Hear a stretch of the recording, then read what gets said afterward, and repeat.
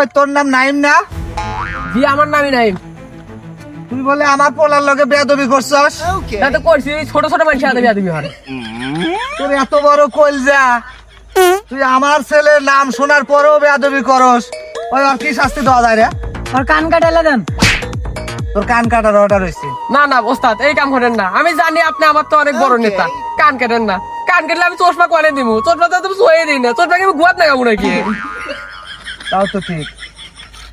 আমি মাস্তান হইলে পারেও আমার ওই মন্ড একটা নরম আছে।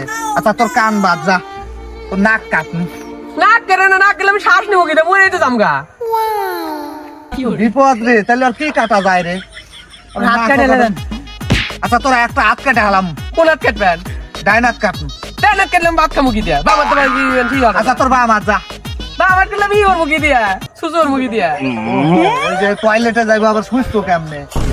তাহলে তোর কাটার কি আছে? আচ্ছা ওই সামনের 3টা দাঁত তুলে আলাম। ক্লাস আছে না? ঠিক আছে। ক্লাস দা তোর 3টা দাঁত তুলে আলাম। দাঁত তুলে? হ্যাঁ। দাঁত তুলে খাবো বলতো যাবো মুখি দিয়া। আল্লাহ তোর বেতর শেষ নাই রে। ওই একবারে গুলি হেরে মেরে হেলেতে যা, মেরে হেলেতে। এখন ওই পরকালে সবকিছুই পাইবো। আর কান থাকলো, নাক থাকলো, চোখ থাকলো, সবই থাকলো। কোনো কিছুই কিন্তু আমরা কাটি নাই। মাগার আর ভিতর থাকেন দান্ড বাইর করে আমরা নিয়ে চলে গেলাম। ওই আপনি যাওয়ার ওই বডিটাও আর বাড়ির খুশি